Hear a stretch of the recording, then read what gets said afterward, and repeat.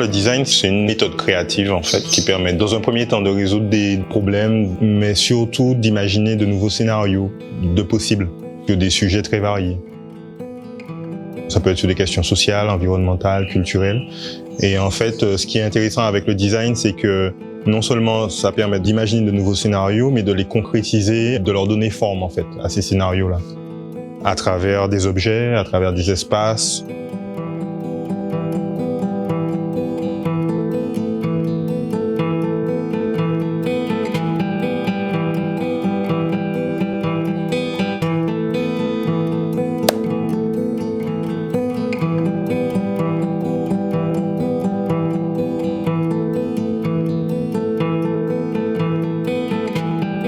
J'ai toujours aimé dessiner, peut-être comme la plupart des enfants, parce que je crois que tous les enfants aiment dessiner quand même quelque part.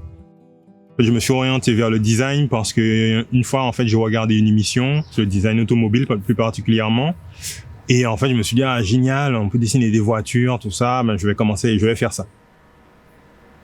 J'ai fait une première S, une terminale S, mais avec une option en plastique.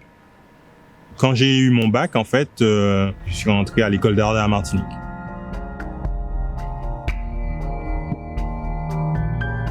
Le campus caribéen des arts a pas mal chamboulé de choses chez moi, dans mon obsession de faire du design automobile, c'est-à-dire que ma perception de ce qu'on pouvait faire dans le monde artistique qui était beaucoup plus large. Grâce à la rencontre d'artistes en fait, qui étaient aussi enseignants, il y avait aussi des photographes, il y avait des graveurs, donc en fait j'ai découvert beaucoup de médiums et je me suis rendu compte qu'on pouvait faire énormément de choses.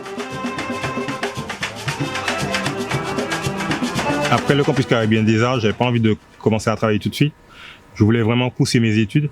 Et donc du coup, je suis allé à l'école des arts décoratifs de Strasbourg parce qu'il y avait une option paysage et puis on pouvait vraiment naviguer dans plein de champs différents.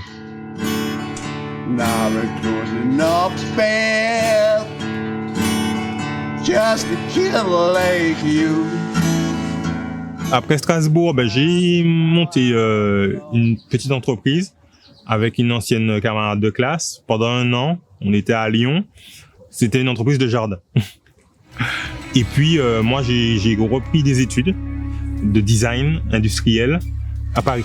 L'ENSI Les Ateliers, École nationale supérieure de création industrielle. C'est un endroit qui est incroyable. C'est un endroit où j'ai rencontré des gens qui en fait, je sais pas comment expliquer ça, mais c'est des gens qui croient vraiment qu'ils peuvent changer le monde.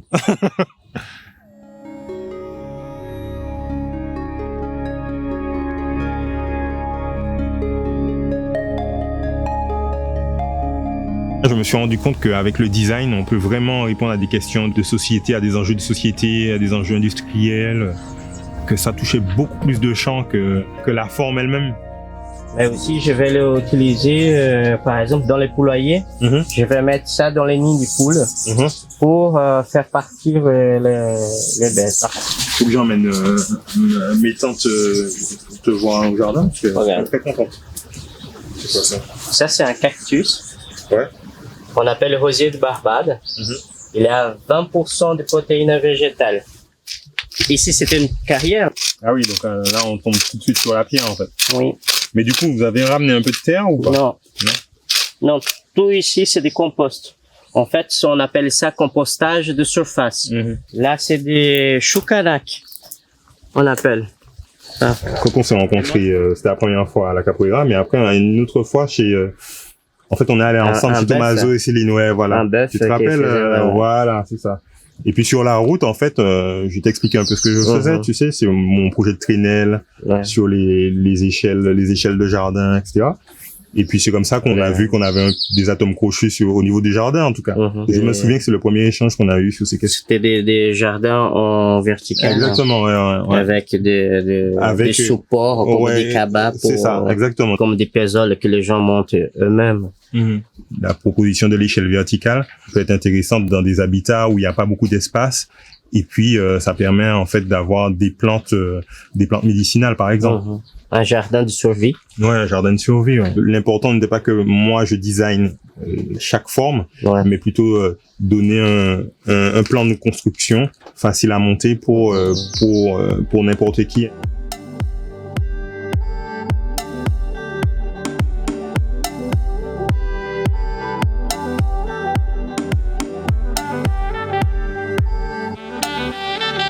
L'un des projets dont je suis le plus fier, c'est le Nesto, le composteur urbain.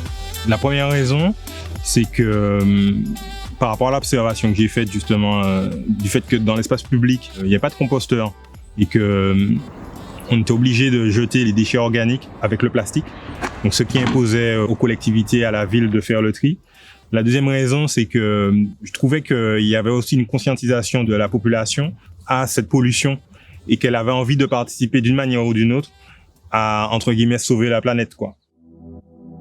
Et puis la troisième, c'est que lorsqu'on y met les déchets organiques, le jus de compost descend directement aux racines de l'arbre, en fait. L'action qu'on va faire aura un impact direct sur l'arbre. Il synthétise un peu tout ce que j'ai envie de transmettre en fait à travers le design. Un objet qui parle de cette relation au vivant, du lien social. Il a été primé 2 fois. Une première fois à Paris pour l'Observer du design et une deuxième fois en Allemagne. Donc c'était pour les German Design Awards. Donc ça, j'étais encore plus content parce que c'est pour avoir un prix en Allemagne, c'est pas parce qu'en fait l'Allemagne c'est un peu reconnu comme la Mecque du design en fait.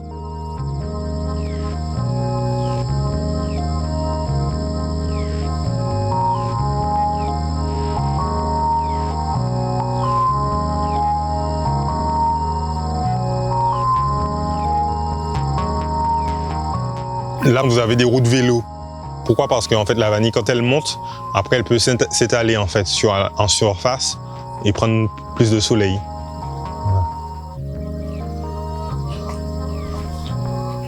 Là, on est dans le jardin de ma mère, en fait.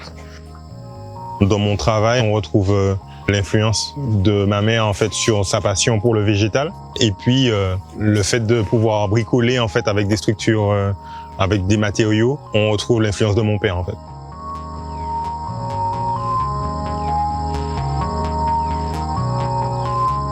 Bienvenue à l'atelier. J'expose souvent des projets sur lesquels je travaille pour les avoir sous la main, parce que des fois, il me faut un temps de pause pour pouvoir réfléchir à ces projets-là. Alors là, il y a un travail que j'avais fait sur le quartier Trenel, où j'avais fait un dessin qui était à la fois en fait inspiré de ce que j'avais vu sur place et en imaginant des structures qui pouvaient s'intégrer au paysage. Donc là, par exemple, on a un projet de brumisateur.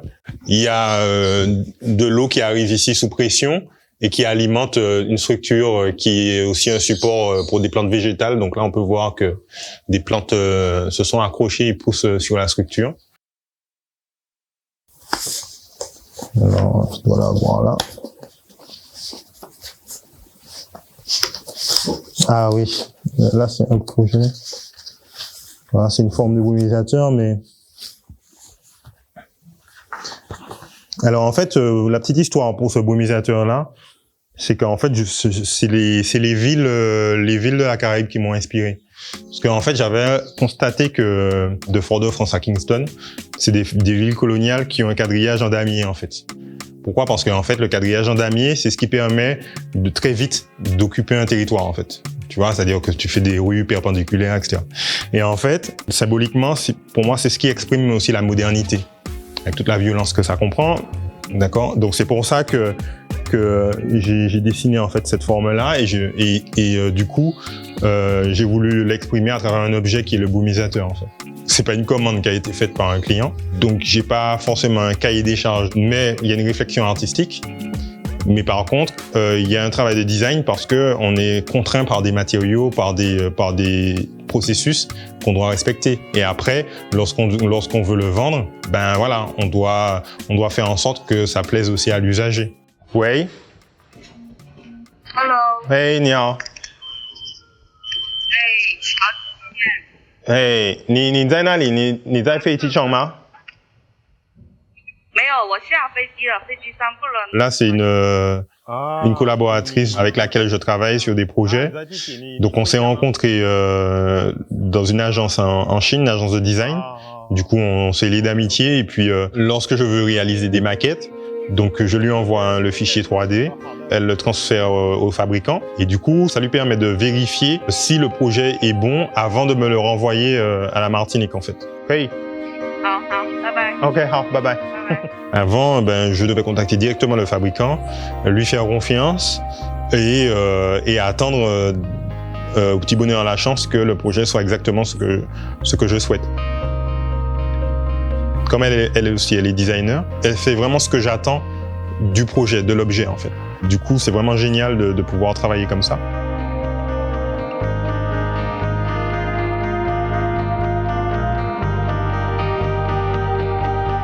Dans le travail du design, la question de les besoins de l'usager, ce qu'il attend, c'est fondamental. Et c'est pour ça que souvent je pose beaucoup de questions, parce que j'ai besoin de bien comprendre les enjeux pour pouvoir me mettre au travail en fait. Parce que effectivement, ça arrive quand même souvent qu'il y ait un décalage entre ce que veut le client et ce dont on se rend compte sur place en fait.